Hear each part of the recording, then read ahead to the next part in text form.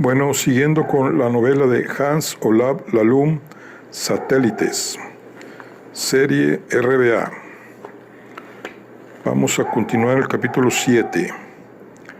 Cuando me despedí de Mona Bardén, a eso de las 4 de la tarde, tuve claro que, dado lo que había descubierto ese día, tenía que visitar de nuevo a uno de los implicados. No podía acabar el día sin confrontar a Hans Herlofsen con los nuevos descubrimientos, en especial con el papel que hallé en el apartamento de Arlid Bradberg. Hice una parada técnica en mi despacho para ver si había novedades. La mayoría de los empleados había terminado su jornada laboral y, como esperaba y temía, no había nuevos mensajes de los peritos. Sin embargo, en mi escritorio había algo que captó mi atención, un sobre muy fino dirigido a el investigador jefe del asesinato de Magdaleno Stavdrup. La tipografía era la misma que la de la carta que recibí el día después del asesinato de Magdaleno Stavdrup. Este sobre también contenía un único folio blanco, pero el texto era aún más breve. Aquí, ahora. Así que ha caído uno de los hijos del dictador. Muchos pueden seguirlo si no descubre pronto quién de nosotros es el malhechor. Me quedé sentado observando la carta. Las conclusiones preliminares de Patricia sobre la primera misiva se vieron reforzadas por la segunda. Si el remitente era el asesino, se trataba de un poeta más que mediocre que por alguna extraña razón sentía la necesidad de pavonearse ante la policía. Pero eso era lo único que pude sacar en claro de ese breve texto. Solo había una conclusión lógica y no resultaba en absoluto tranquilizadora.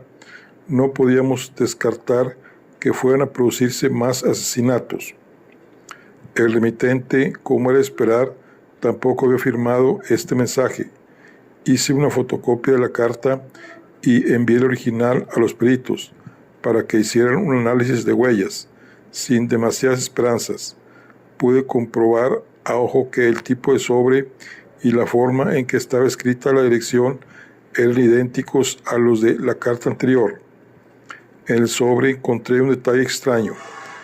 Mientras que la parte trasera del sobre anterior era de un blanco impoluto, en la de este había una rayita recta de unos 3 milímetros de largo, hecha con un bolígrafo de color verde. No creía que fuera accidental. De una extraña manera que ni yo mismo podía explicar, esa raya de tinta verde de 3 milímetros aumentó mi confusión y mi intranquilidad por el desarrollo posterior del caso. Capítulo 8. La casa de Hans Herlofsen en Lysaker era más grande de lo que me había imaginado. Se trataba de una vivienda espaciosa de 2 plantas, más o menos del mismo tamaño que la de los Wendelboe, con un jardín bien cuidado. El viejo Peugeot de Hellofosen, aparcado en la entrada, parecía fuera de lugar. Una mujer joven, con un niño adormilado en brazos, me abrió la puerta. Me comunicó con una sonrisa que su marido aún no había regresado del trabajo, pero que su suegro, que vivía en el piso de arriba, se encontraba en casa. Me encontré a Hans Herlofsen en un espacioso comedor.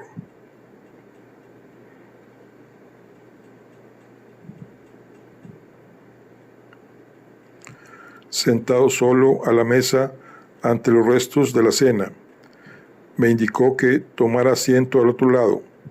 En su rostro se dibujó un gesto de tristeza cuando lo felicité por lo bonito que era su casa y lo bien cuidada que estaba. No creo que haya un hombre en Oslo que esté más apegado a la casa donde vive que yo. Nací en este mismo piso y he vivido aquí 55 años, es decir, toda la vida. Ahora tenemos un buen acuerdo. La generación más joven vive en el piso de abajo y tanto mi hijo como su mujer me han prometido que podré vivir aquí hasta el fin de mis días. No puedo imaginarme la vida lejos de esta casa y de mi hijo, así que para mí es una maravilla poder conservarlos a los dos y además contar con una nuera que cocina también. El testamento tiene que haber sido un gran alivio para usted, ¿no? Asintió con la cabeza. No tengo ningún reparo en admitirlo. Cuando escuché la lectura del testamento, sentí que desaparecía el peso de 10 toneladas que me oprimía de 10 a 20 años. Espero que no haya complicación con otros documentos y así poder olvidar el pasado y empezar a ahorrar mi propio dinero. He aprendido a vivir con poco, así que ahora que ya no tendré que pagar plazos ni intereses, podré ahorrar entre 4 y 5 mil coronas al año. Con los intereses actuales, puedo llegar a reunir cerca de 100,000 coronas cuando me jubile a los 70 años. Así podré dejarle a mi hijo y a su familia una casa en propiedad y una cuenta bancaria decente, y eso es mucho más de lo que esperaba, tal y como estaban las cosas. Sentí tener que interrumpir el estado alegre y relajado en el que se encontraba Hans Herlofsen, pero se me hizo más fácil al recordar que me había ocultado información importante. Siento tener que hacer algunas preguntas delicadas, pero estoy a cargo de una investigación por el asesinato y la muerte de Magdaleno Cheltrum. Parece haber supuesto un alivio para usted, ¿verdad?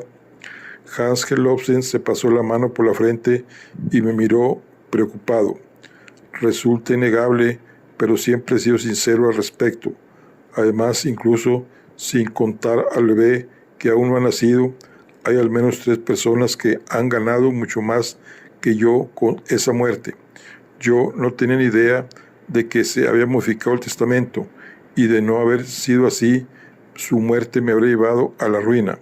Así que yo no tenía motivos para asignarlo. De hecho, no lo hice. El razonamiento me resultó bastante lógico. Sin embargo, quería hacerle varias preguntas sobre algunos asuntos en los que no había sido tan sincero y tenía ganas de ver cómo reaccionaría. Hoy he hablado con la viuda de Björn Bardén. Me dijo que la pretendió después de la guerra. Incluso recordaba los cálculos que le hizo usted sobre el dinero que pueden ahorrarse si se casaban. Herlofsen se quedó pensativo. Antes de responder, una sonrisa triste se le dibujó en el rostro. Yo también recuerdo esos cálculos. Los gastos medios de ambos hogares multiplicados por 0.75. Es un recuerdo bochornoso que esperaba que ella hubiera olvidado y que no veo qué relevancia pueda tener para el caso que nos ocupa. Solo sirve para ilustrar el grado de desesperación, tanto social como económica, que me encontraba sumido durante los 2 o 3 años que siguieron a la muerte de mi esposa. Mona Bardén me dejó claro que, con mucho tacto, que no estaba interesada, y yo me retiré sin rechistar. Ahora veo que eso fue lo mejor para todos. Yo no tenía dinero y vivía con una presión que me habría impedido ser un buen marido. También he comprendido que sigue muy afectada por el doloroso recuerdo de la muerte de su marido, así que nuestro matrimonio habría sido como si un cojo se pusiera a guiar a un ciego. Hay quien podría ver todo esto como un posible motivo para asesinar a su esposo, si tenemos en cuenta que el asesino pudo haber sido uno de los miembros del grupo de resistencia. Herlofsen me miró de repente con una fría hostilidad. En ese caso, espero que los que piensan así no estén aquí, presentes. Björn Bardén era un buen amigo, a quien nunca habría hecho daño. Además, yo estaba prometido cuando murió. No es un disparate pensar que su asesino fuera uno de los 6 supervivientes que sentaron a la mesa de Magdalón Chelderov el día de su muerte, pero en caso de que así fuera, la persona que busca es una de las otras 5. Le dediqué una sonrisa amable y aproveché que tenía las defensas bajas para intensificar el ataque. Me gustaría creerle, pero antes tendrá que darme una explicación verosímil del documento que he encontrado hoy mismo en el apartamento de Harlis Bradbury. Herlofses miró la hoja y esbozó una mueca. Se quedó un segundo en silencio y suspiró 2 veces antes de responder. El nombre y la fecha son correctos. Tendría que habérselo contado, pero me daba miedo que me tomara por sospechoso de asesinato y creía que no había mucho riesgo de que encontrara pruebas de mi visita. Es cierto que visité a Arlene Bradbury el 12 de febrero de este año, después de mucho dudar, para hacer un último intento de encontrar la respuesta a uno de esos extraños asesinatos. Había oído que estaba muy enfermo y pensé que tendría que ser ahora o nunca. Estaba en lo cierto. Según la esquela del Aftenposten, falleció solo 32 días después de mi visita. ¿Y cómo fue esa visita? Herlofsen meneó la cabeza hacia los lados con semblante triste. Fue muy duro. Siempre me ha costado mucho mantener ese tipo de conversaciones tan emotivas. Arlene estaba muy enfermo, un poco ebrio y no paraba de fumar. Estaba claramente desequilibrado. Repetía una y otra vez la historia del juicio y juraba y perjuraba que quien disparó a Oleg Christian Wig el 8 de mayo de 1945 había sido Magdaleno Cheltruk y no él. Todo esto me lo dijo llorando y al final casi se puso de rodillas para rogarme que lo creyera. Fue una situación muy incómoda y me arrepentí de haber herido. ¿Pero qué le dijo usted a él? Me miró sin pestañear. Le diré la verdad, que lo creía. Se puso muy contento. Sigo pensando que algunos detalles de la historia eran un poco extraños, pero conocía a Magdaleno lo suficiente para saber que podía hacer casi cualquier cosa para defender sus intereses. Por otra parte, Arlene Bradbury parecía tan infeliz que calculo que la probabilidad de que me dijera la verdad podía ser superior al 50%. Señaló el papel. Pareció reconocerme enseguida, después de todos esos años. No le dije mi nombre y no tenía claro que pudiera saber quién era, pero ya veo que sí, que lo sabía. Así que, aunque pudiera parecer confundido en lo que concernía a otros asuntos, aún tenía fresco lo que sucedió en la guerra. Asentí con la cabeza. Hans Herlofsen era un hombre lógico y al parecer no solo tenía memoria para los números. Sentí que temblaba en su asiento y fui aún más implacable con mi siguiente pregunta. Le pidió a Arlene Bradbury que acabara con la vida de Magdaleno Chelderuk. Me esperaba que se hundiera aún más en su asiento, pero en lugar de eso se enderezó. De nuevo pude percibir al Hans Herlofsen más rudo que se escondía tras esa fachada jovial. No. En cualquier caso, no de manera directa.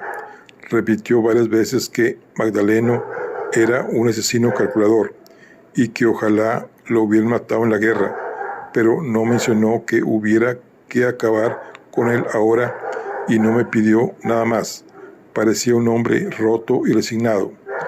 ¿Sabe si alguno de los otros involucrados en el caso ha estado en su casa antes o después que usted?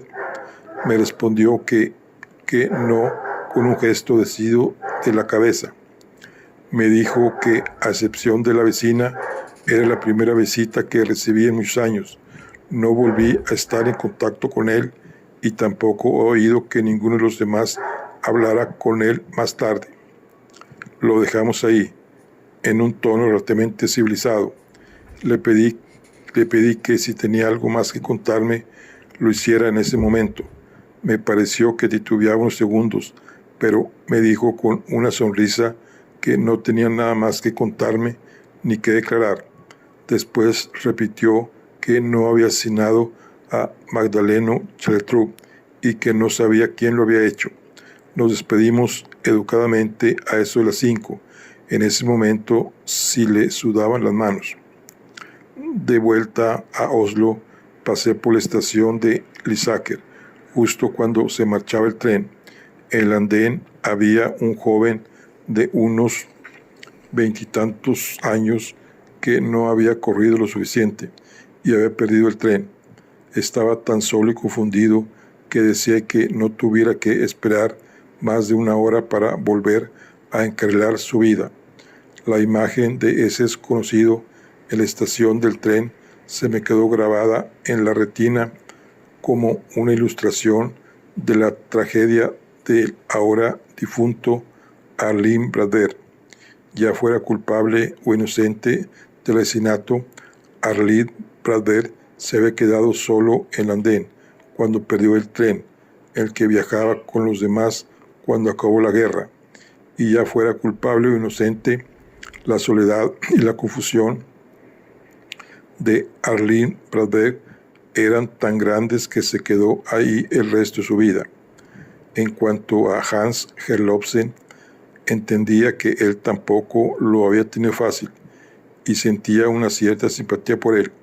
No me acababa de creer que no fuera un asesino, y menos aún que me hubiera contado toda la verdad. La verdad es que lo mismo se podría decir de varios de los demás supervivientes. Me iba a encontrar con uno de ellos enseguida. Iba de camino al apartamento de Magdalena Cheltrug en Gularsen. Capítulo 9. ¿Por qué no me contó que su prometido de 1940 era Hans Peter Nielsen, a quien el príncipe oscuro mató de un disparo el año siguiente? Magdalena Cheltrug parecía cansada y malhumorada.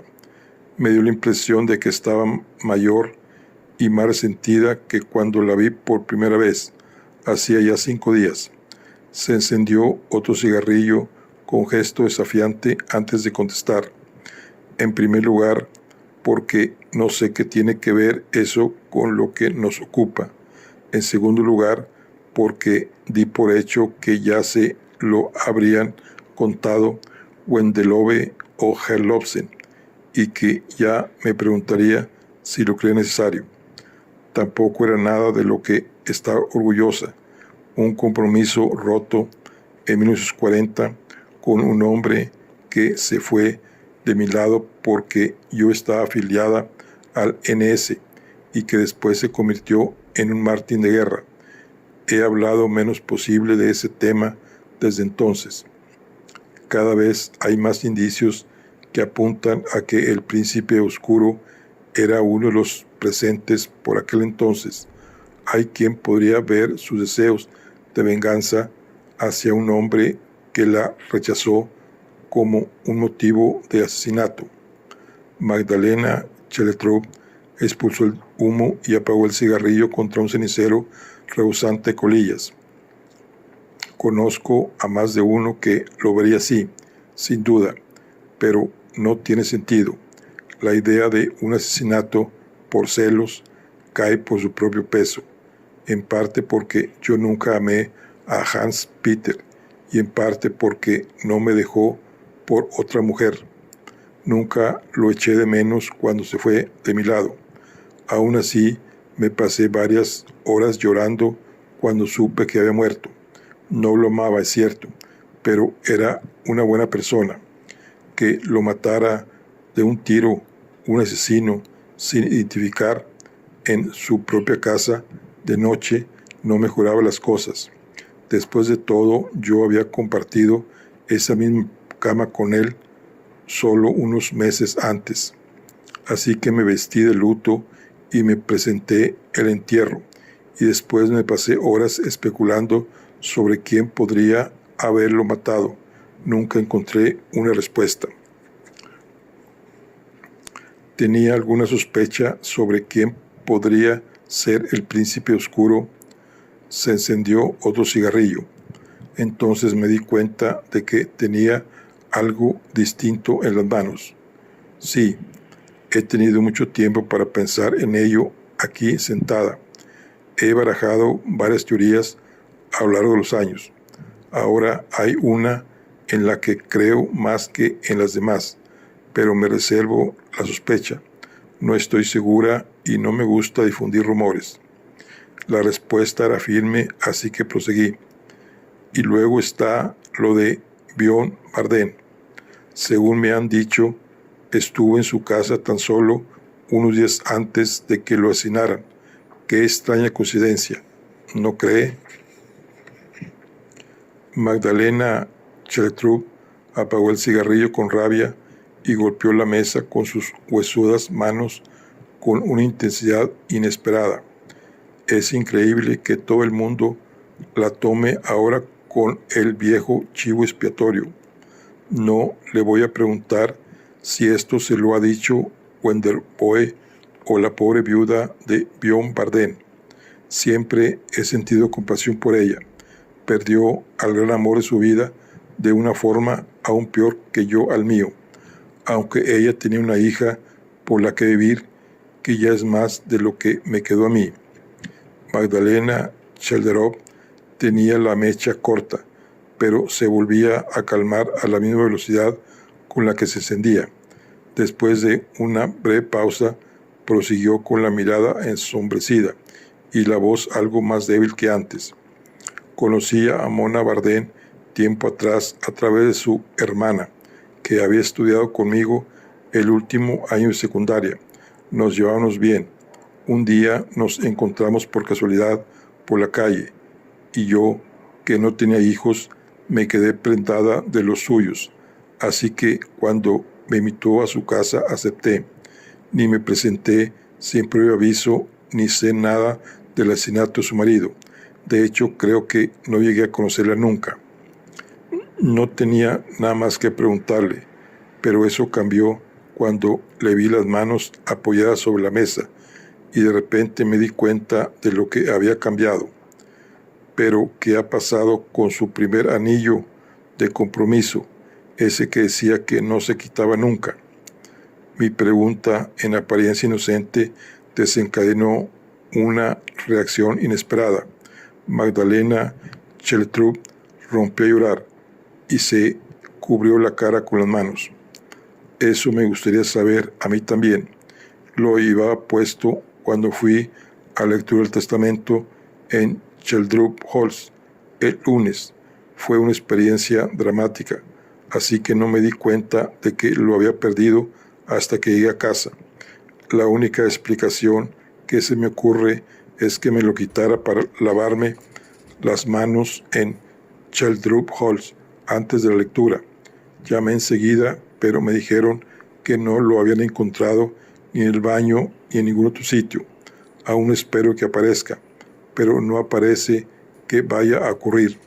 No tengo ni idea de quién se lo habrá llevado, pero estoy segura de que ha sido uno de los demás asistentes. Están todos contra mí. Me quedé en silencio. De nuevo esperaba una explicación, pero en lugar de eso me vi ante un nuevo misterio por resolver.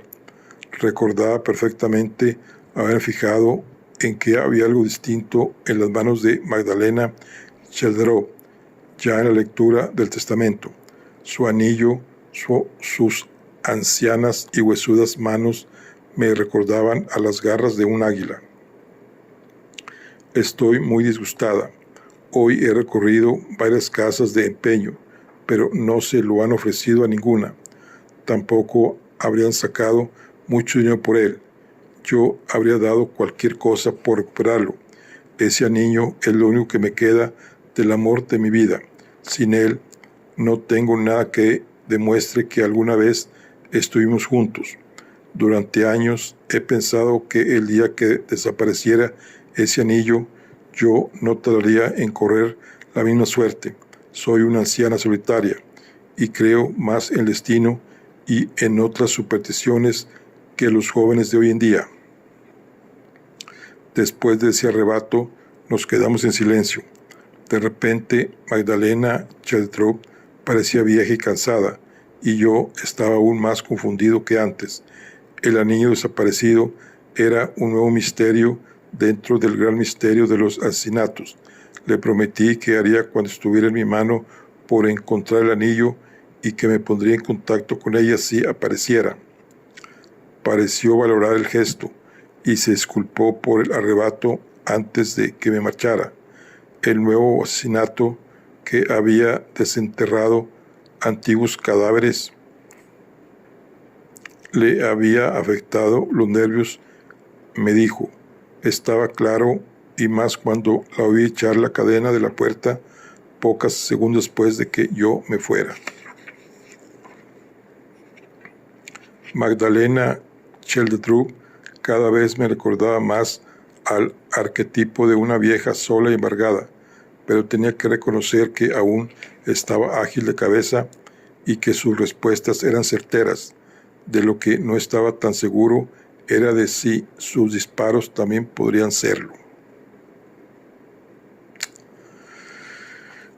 Capítulo 10. Eran las 6:30. Ya habíamos terminado los entrantes y el plato principal, y yo ya le había contado lo que había sucedido ese día.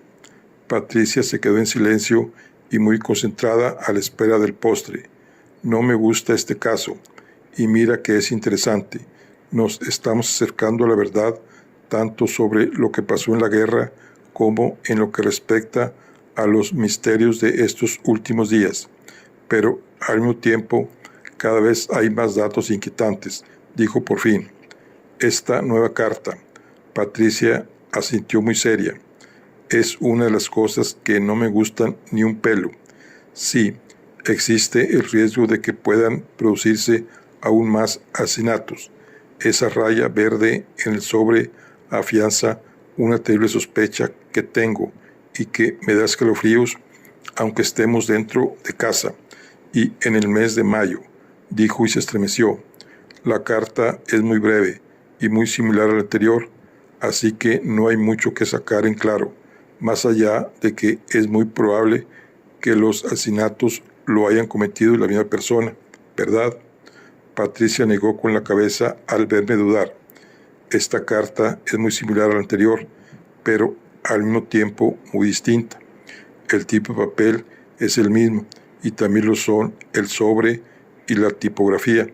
En ambas cartas se percibe una falta de talento para las rimas, pero mientras que la primera es muy detallada en cuanto al contenido, la segunda resulta vaga. No hay fecha, no se menciona a la última víctima y no hay detalles sobre el asesinato. Nada de lo que dice demuestra que quien escribe la carta haya estado en el apartamento de Leonardo Cheldrup, así que no debemos cerrarnos ninguna puerta. Beate entró con el postre, pero ese día era un delicioso pudín de chocolate con nata. Patricia guardó silencio en presencia de la criada, como de costumbre, pero retomó la conversación en cuanto nos quedamos solos. Lo del anillo también me parece un mal presagio, y eso que yo ni creo en el destino ni soy supersticiosa. O bien Magdalena Cheldrup miente sobre el motivo por el que el anillo ha desaparecido, o bien se lo ha llevado uno de los demás. Ninguna de las dos opciones es casual. Estoy bastante segura de que el anillo está en casa de uno de los involucrados y que esa persona tiene un plan para él. No tengo muy claro de qué se trata y este desconocimiento me pone de los nervios. Esto último lo dijo con una sonrisita socarrona, pero se volvía a poner seria en cuanto le planteé la siguiente pregunta. Entonces, ¿qué piensas de Herlofsen? Que muchas de las cosas que dice pueden ser ciertas, pero dudo que todas lo sean. Ha quedado ensombrecido por los grandes favorecidos. Ha quedado ensombrecido por los grandes favorecidos por la herencia, pero que se lo perdonara La deuda es algo que me chirria. A Magdaleno Chelderub no le pega nada hacer algo así. Le lancé una mirada inquisitiva. Ella exhaló un suspiro condescendiente. Hagamos un pequeño experimento. Imaginemos que eres Hans Gelosen. ¿Crees que Magdaleno Chelderov era el príncipe oscuro? Le debes muchísimo dinero. Ves que se está haciendo mayor y no tienes motivos para esperar ningún tipo de generosidad por parte de su hija y de su esposa. ¿Qué harías? Me enloquecí un poco y tuve que reconocer que tenía sentido. En primer lugar, esperaría que todo saliera bien, pero es cierto que con Magdaleno Chelderub no hay mucho espacio para la esperanza, así que la alternativa sería sacarle el tema directamente. Patricia asintió con la cabeza. Exacto, eso es lo que habré hecho yo.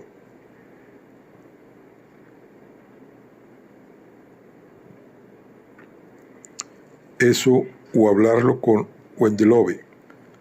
A quién sabe que Chelderub tenía miedo. O tal vez hubiera hecho ambas cosas. Pregúntaselo a Wendelove y a Gelosen mañana. Cuando hables con Wendelove, hazle preguntas lo más detalladas posibles sobre el papel que desempeñó su esposa en todo esto. Sospecho que es una de esas personas de la vieja escuela que preferían no mentirle a la policía, pero que se reservan el derecho de guardarse la información a menos que les preguntes directamente. ¿Te refieres a los misterios de la guerra? Patricia se inclinó sobre la mesa. Estamos descubriendo cada vez más detalles interesantes e historias personales. En ese sentido, hoy hemos avanzado mucho. Tanto Arlide Bradben como Mona Bardén se quedaron atrapados en sucesos del pasado y por lo tanto se puede decir que son moscas humanas.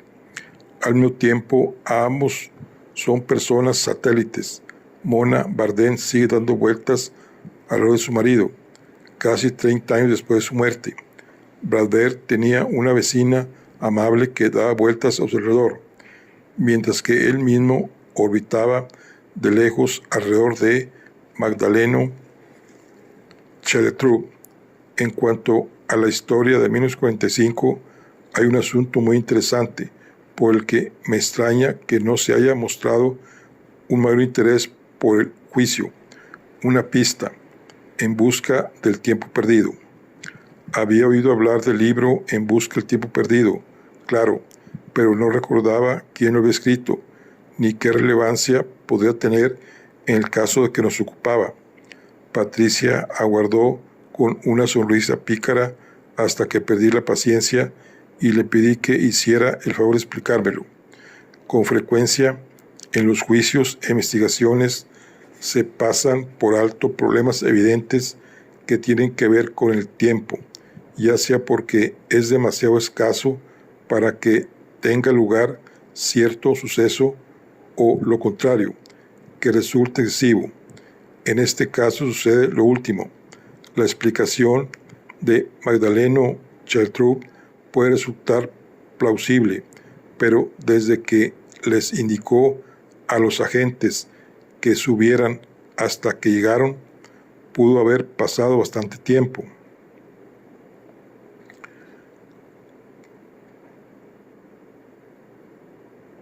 Como mínimo, medio minuto, o hasta puede ser que un minuto entero.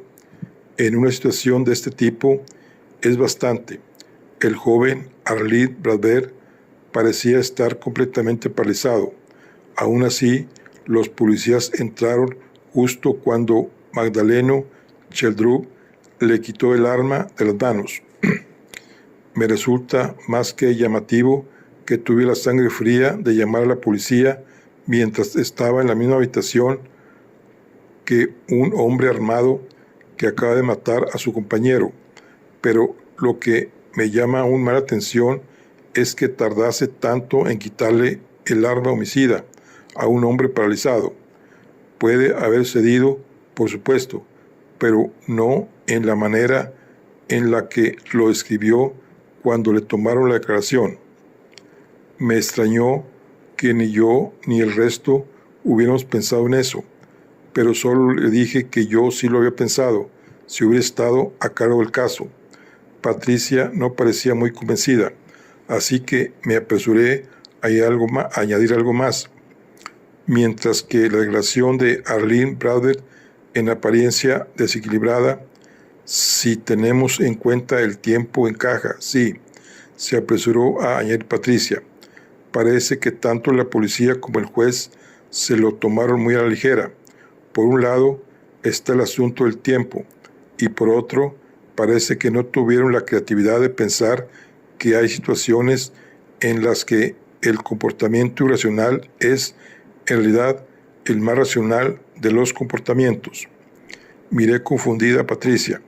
Imagínate la siguiente situación. Ole Christian, Wig y Magdaleno Sheldrup encuentran algo que contiene una revelación impactante que, de salir a la luz, resultaría catastrófica para Magdaleno Sheldrup. La única salida de este último sería disparar a Wig para evitar que difunda esa información. Magdaleno Sheldrup sabe que Bradford tiene una mente frágil y se imagina que se quedará paralizado por el inesperado asesinato. Pero ¿cómo conseguiría escapar del lugar de los hechos y evitar que Bradford actuara como testigo? Si hubiera disparado también a Bradford, se habría inculpado de inmediato. ¿Qué habrías hecho tú? Enseguida comprendí a dónde quería llegar y tuve que reconocer que, fuera verdad o no, el planteamiento era muy creativo. Lo que yo habría hecho, quizá, ya que sería mi palabra contra la suya, es inventarme una declaración sencilla y creíble que explicara que la otra persona era el asesino. Al mismo tiempo me habría mostrado algo loco para confundirlo y que su declaración resultara menos creíble que la mía. Patricia sintió con un lento cabeceo. Exacto. El comportamiento más irracional sería el más racional. De haber sucedido así, se demostraría lo terriblemente cínico y rápido que era Magdaleno Sheldrup. Tengo la teoría de que la declaración de Bradford era cierta y que Magdaleno Sheldrup fue quien mató a los 3 miembros de la resistencia durante la guerra. Lo estaba viendo venir y no me sorprendió en exceso cuando Patricia soltó la bomba de que Magdaleno Sheldrup era el príncipe oscuro. La idea de Magdaleno Sheldrup como agente doble y asesino triple me parecía plausible de pronto, pero no estaba del todo convencido. Tal y como lo planteas, resulta muy verosímil. Aún así, me gustaría dejar abierta la posibilidad de que el asesino fuera uno de los otros y me inclino a sospechar de Hans Gelobsen o Magdalena Sheldrup. ¿Tiene sentido, no crees? Patricia sintió a regañadientes. Es poco probable, creo yo, pero aún así es posible. Y si pasamos de la guerra al asesinato de Magdaleno Sheldrup, Patricia asintió esta vez convencida y terminó mi frase. Todas las posibilidades siguen abiertas. Sí, en cualquier caso, si mi teoría es acertada, no se descarta que, por ejemplo, Hans Gelobsen o Magdalena Sheldrup asesinaran a Magdaleno Sheldrup. Aún no hemos avanzado lo suficiente para descartar ni a uno solo de los invitados a la cena que aún siguen con vida. Todos tienen o pueden tener motivos de peso que se multiplicarían si la víctima hubiera asesinado a una o varias personas durante la guerra. El verdadero reto me esperaba lo que iba a decir, y aún así me extrañó la velocidad y la decisión con la que lo expresó. No es aclarar los motivos por los que alguien podría querer asesinar a Magdaleno Cheldrú, porque todas las personas que estaban sentadas a la mesa podrían tenerlas, sino aclarar por qué querría alguien asesinar a Leonardo Cheldrú y por qué dejó el arma homicida junto a la puerta. Asentí con la cabeza. Bueno, al menos el misterio del visitante ya está aclarado, y todo apunta a que estabas en lo cierto en cuanto a que no tenía nada que ver con el asesinato. Patricia volvió a quedarse pensativa. Era evidente que lo que más le preocupaba y a lo que más tiempo le estaba dedicando era al asesinato de Leonardo Cheldrú. Está claro que el amante de Leonardo Cheldrú no tiene nada que ver con el asesinato, pero el hecho de que Leonardo Cheldrú tuviera un amante así, en masculino, no es baladí. Me habría gustado saber si su padre y su hermano tenían conocimiento de ello. Pregúntaselo a Federico la próxima vez que lo veas, pero hay una cosa que me confunde y está relacionada con el testamento. Titubeó durante unos segundos, pero después prosiguió. Puede que no tenga importancia, pero vale la pena señalarlo. En el primer testamento, Leonardo Cheldrú recibía 10 veces más dinero que su hermano. En el segundo se igualó la cantidad. Así que me gustaría saber si Magdaleno conocía el secreto de Leonardo y, en caso que así fuera, cuándo lo habría descubierto. Le prometí que haría cuanto estuviera en mi mano para averiguarlo. Las visitas a Patricia tendían a darme importantes conclusiones y también nuevas tareas. Cuando me dirigí a la puerta, me pidió que me detuviera. Me giré y vi que estaba muy pálida y con el gesto serio. Tal vez debería decir que este caso se está volviendo más alarmante por momentos, y si se confirma la teoría que está empezando a tomar forma en mi cabeza, el caso sería un ejemplo extremo de la maldad que es capaz de demostrar el ser humano. Dijo esto con una seriedad inesperada que me asombró y que reforzó mi propia sensación de incomodidad e inseguridad con respecto al caso, pero la conocía lo suficiente para saber que aún estaba insegura y que no estaba preparada para revelar nada más sobre su teoría, así que me marché deprisa para seguir con la investigación.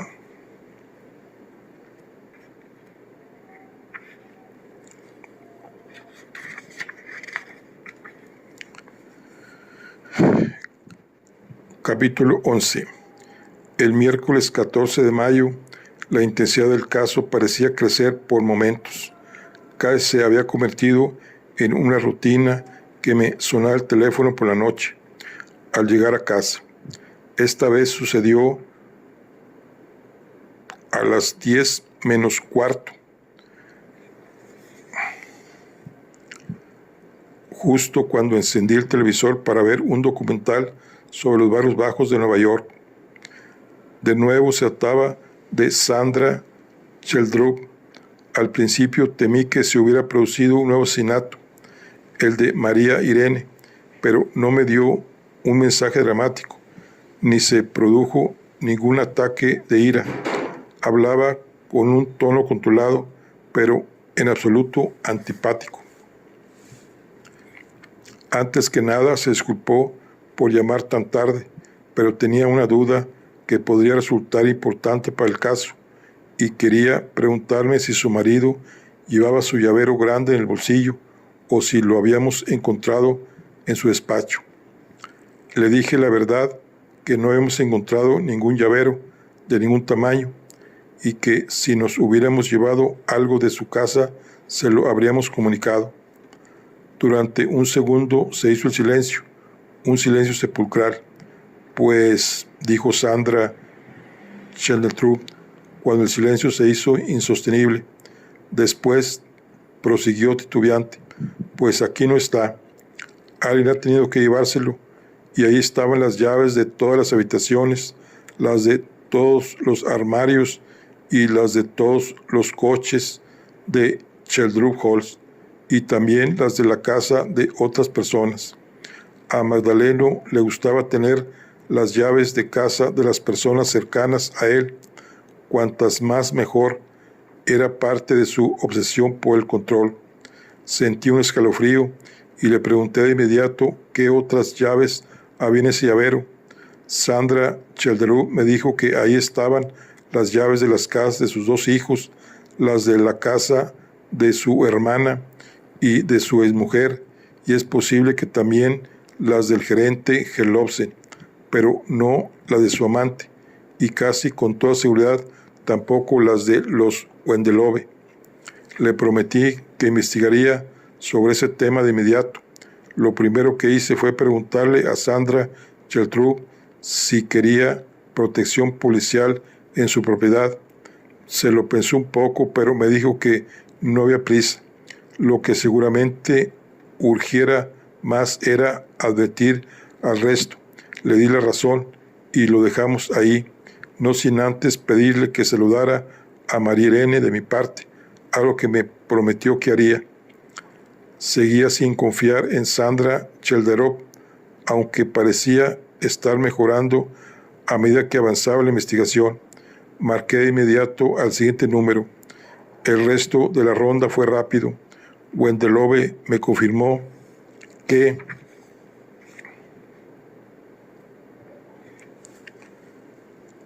Chelderov no tenía las llaves de su casa y que ni siquiera las había tenido durante la guerra. Negó de manera categórica que él o su mujer supieran algo del llavero desaparecido. Yvonne Jensen me dejó claro que su difunto amante no podía tener las llaves de su casa. En un momento dado, Magdaleno Chelderov se las había pedido, pero se dio por vencido cuando ella le dijo que solo tenía un juego y le aseguró que le abriría siempre que llamara a la puerta. Ingrid Chelderov estaba en casa y parecía relativamente tranquila cuando llamé. Me confirmó que su exmarido tenía una copia de las llaves de su casa. Se la había pedido poco después del divorcio y ella no se había atrevido a decirle que no. Durante años mantuvo la esperanza de que un día él hiciera uso de esas llaves, pero eso nunca sucedió, añadió con tristeza. Ingrid Chelderov me prometió que cerraría la puerta con llave y echaría la cadena, y que mañana mismo cambiaría la cerradura. Mientras tanto, aceptó agradecida que le mandara un guardia que vigilara la casa esa noche. Aún parecía agitada por los acontecimientos de los últimos días, así que solucioné lo de la vigilancia antes de llamar a nadie más. Como era de esperar, Magdalena Cheltrub no se alegró de oír mi voz, pero se tranquilizó en cuanto le dije que la llamaba para advertirle de que se habían perdido las llaves, algo que se tomó con mucha calma. Su puerta ya estaba cerrada con llave, pestillo y una cadena con un candado. Magdalena Chelderub parecía ser la única persona a la que le animaba que se hubieran extraído las llaves. Hans Gelobsen me confirmó con concisión y resentimiento que Magdaleno Cheltrub siempre había tenido las llaves de su casa.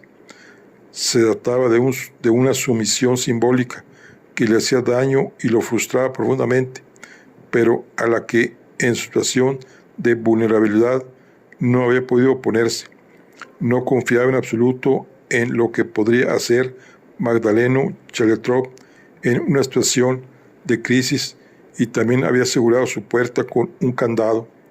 Dado que su familia vivía en el piso de abajo, pensaba que las posibilidades de que ocurriera algo estaban muy por debajo del 10%.